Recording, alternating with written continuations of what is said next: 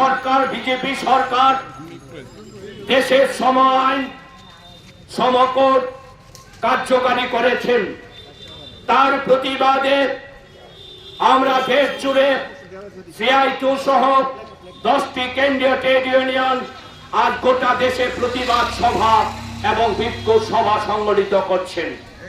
আমরা বলতে চাই, আপনারা সকলেই জানেন এই সমকোড যাতে লাগু না হয়, যাতে কার্যকারী না হয়, আমরা গোটা দেশে প্রতিবাদ সংগঠিত করছি আজকে বহুদিন ধরে। কিন্তু তারপরেও সংসদের জুড়ে বিজেপি সরকার তা কার্যকারী করলেন, তাই আমরা তীব্র প্রতিবাদ জানাচ্ছি।